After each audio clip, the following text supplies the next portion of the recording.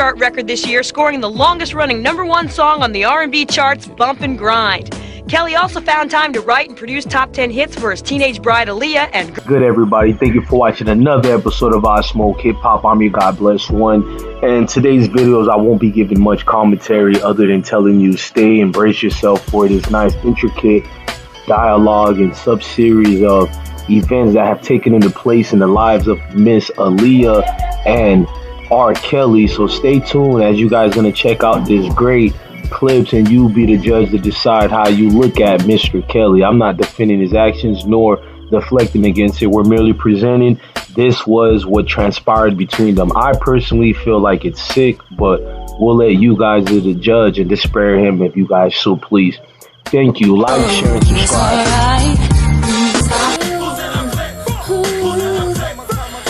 Right now I'm producing a very talented young lady. She's 14, Aaliyah. She's real street. She just, just be chilling, man. And the song I had her working on is Who's in Her Clique, which is saying who's in her little clique that she's got, in her little posse.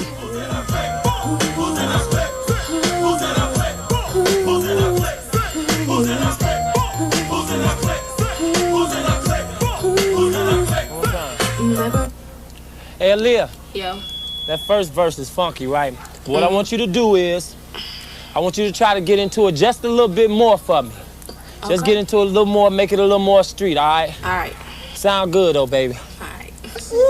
Man, y'all playing for food stamps. This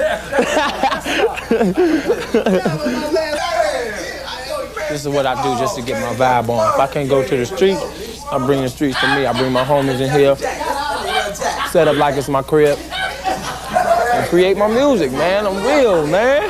Check it out. You know what, Leah? Sound real cool. Sound real cool. What we need to do when you're doing your click thing, I want you to how's the first time? All my homies in the house and everything. You real funky with it. I just want you to lift up on your tone and just have fun, like you was doing earlier. Just have a little fun with it. We're gonna do the third verse. We're gonna go through the third verse. You done just nailed the first and second verse with a hammer. So we're gonna go through the third verse.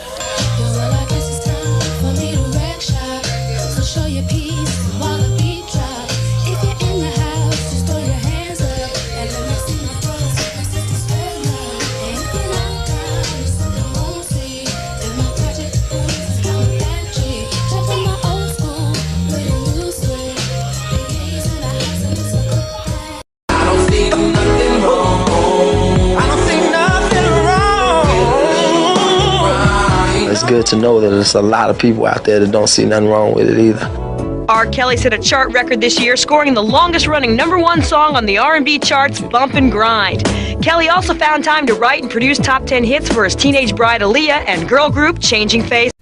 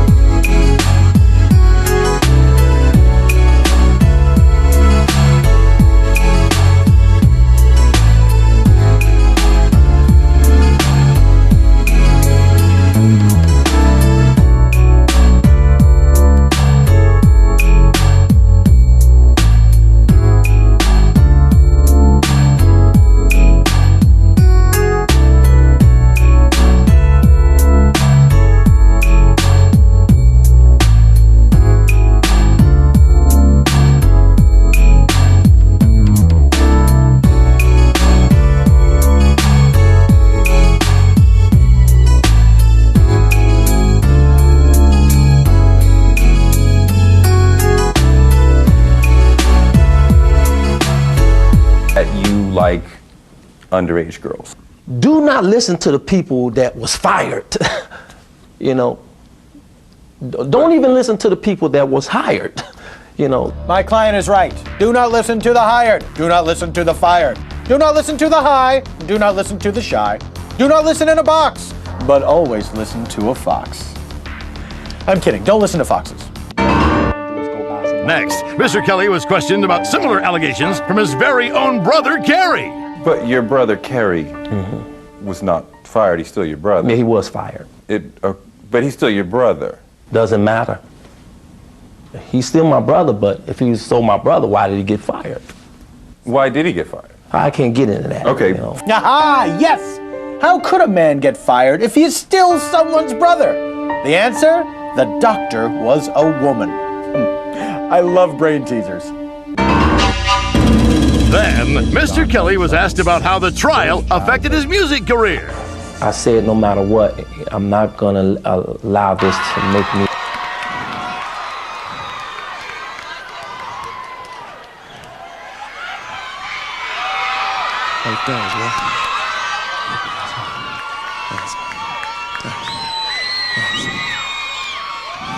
Wow. Listen, first giving honor to the almighty God upstairs for making this all possible.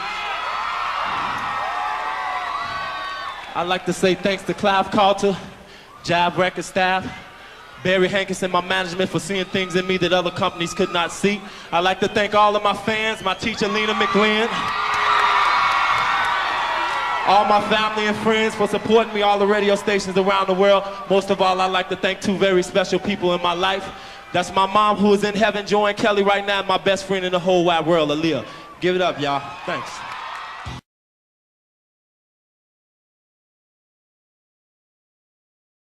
What's up? I was wondering when you was gonna come back to us.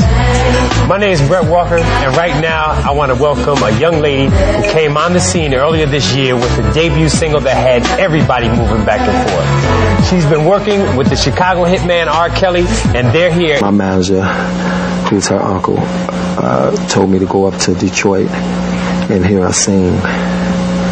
Once I got up to Detroit, I didn't have to hear her sing because she was glowing. I knew she had it. As soon as she started singing, that verified it. And from there, we became here, and everything is all good. Is Aaliyah your real name? Aaliyah is my real name. It's very unique. It's nice, though. I think it's Muslim Arabic name. Oh, all right. Do you know the meaning, or does it have a meaning? It means the highest, most exalted one, the best. All right. There we go. Let everybody know. You say it one more time so we make sure we get this. The highest, most exalted one, right? The best, yes. The best. Right. Get it, y'all. Now, what does everybody call you? I know your name is Robert, but do they say, yo, Art, yo, Kelly, yo, Robert, yo? Kelly, some call me Ark. You know, making a mistake. Right, Art. Yeah, but most people who know me call me Rob. Okay. Yeah. I know you're a straight A student. How do you mix with, studies and / artists? Well, it was very hard to intertwine school with the career, but I do feel that education is number one. Cool. So I work hard at that, and I go to performing arts school, so they're very helpful. They've been very cooperative with me. DSA, everybody knows Detroit. And my parents work with me, so they help me keep my grades up. What do your parents think about your career? They're very happy for me that, I finally got where I wanted to get. I've been working very hard, and they've been a great support. Ever since I was a little thing, used to run around and sing, and they've helped me. They've developed me. Now, how do people around you act? I mean, you know how people say you've changed, and it's usually not you who've changed, but the people around you. Do you feel that kind of vibe going on? Well, my friends at school, they've been supportive. They don't think I've changed any. They're the same. I'm the same. We're all the same. Now, how is he to work with? Bob is great to work with, because really it's not like we work, because we're like really close, so it's like just fun, really. We just hang out, sing. I don't ever remember working. Yeah, it's just like fun. It seems like you had a lot of fun recording your album, but is there any song on the album that is your baby that you like more than others? At Your Best. At Your Best. At Your Best, You Are Loved. And that's what we're going to peek at today, right? That's right. Why that song? Because I love the Isley Brothers, and I really admire them. They're very unique. Their sound is very unique. You can tell the Isley Brothers song right off. And when he brought it to me, I just fell in love with it from the first time. So that's why I love it. Where'd the title of the album come from? She's running around the studio one day with our friends. Talking a lot of smack. Talking about age ain't nothing but a number, girl. I was like, what you trying to say? So immediately I heard the song, you know, and I said, I called her back 15 minutes later. I told her, check this out. So we cut the track right then and there. And for the record, you are how old? That's a secret. Women doesn't disclose her age. Keeping it under wraps. Yeah, I would like to. The school I go to, of course, we deal in drama, dancing, everything. So I would like to do a little acting on the side. All right. Well, let's check out this new video of yours, At Your Best. You Are Loved by the Isley Brothers. Let's check it out, and then we're going to get back in your business. You know, stealing from each other because there's a lot of things out there that you can do. You know, I'm a proven fact. Exactly. If you really look close to television, you can see that I grew up in the hood, and there was a lot of things, a lot of routes I could have went, but I chose this route. You know, God gave me the talent, and it's up to you to pursue it. Right. You know, go on and do what you're supposed to do. All right. Well, I'm so glad y'all came to hang out with us. Yeah, same here. You know, we're going to go shopping on tour. We got everything together, y'all. And good luck with everything, man. Aaron Pablo wants to know, what was it like working with Aaliyah as an artist in the studio, and have you ever had an artist since that has performed comparably? Well, first of all, working with Aaliyah, man, it was a phenomenal, because I knew in the door that she was going to be an amazing artist and a superstar, the next Janet Jackson, or the next Madonna, if you will, and you know, the next Diana Ross, I used to say. And so working with her, it was not work. It was like another day at the office, just going and doing what you normally do. But stardom happened. And she would just come in and knock things out. Absolutely. Absolutely. I'm gonna allow this to make me run under a rock and not do my job. You know, no different than a fireman. You know, you got to run into a fire, no matter how big the blaze is, you know. See, like a fireman, my client has an heroic job to do, and he won't stop. You might also compare him to a policeman who rushes into a mansion to save an underage girl from getting peed on by a famous celebrity. But don't compare him to that at all. Finally, Mr. Kelly was asked the question everyone has been waiting for. Do you like teenage girls? When you say teenage, how old are we talking? Girls who are teenagers. Oh, too bad, my client suddenly got laryngitis. Kells, remember what I told you? It's like blackjack. When you get to 19, stay there. Press conference dismissed. That was Paul F. Tompkins, Celebrity Defender. Made the transition to the second album very difficult. We were coming off of a multi-platinum debut album, and you know, except for a few relationships with Jermaine Dupri and Puffy, it was hard for us to get producers. Wow. So do you think y'all like had been blackballed once people started? It felt like it. That's what it felt like, and never understood that. You know, she was 16 at the time, 16, 17 at the time we were cutting that second album, and I just didn't understand why they were upset with Baby Girl. Wow. I remember that. But when you say like when y'all going out and trying to do the second album, were people like not taking the calls? Yeah, it was not taking the calls, begging off of producing, even demoing. You know, it was tough to get named guys to get in the studio, because the first question was, well, is R. Kelly going to do something on the record? And when we would go no, it was like, okay, well, we'll hit you back. So why did they want R. Kelly to be on it? Maybe to juice up their publishing. Maybe they felt like it wasn't going to be much of a project if he wasn't crafting the material. And the impact, I mean. There are hard days' work.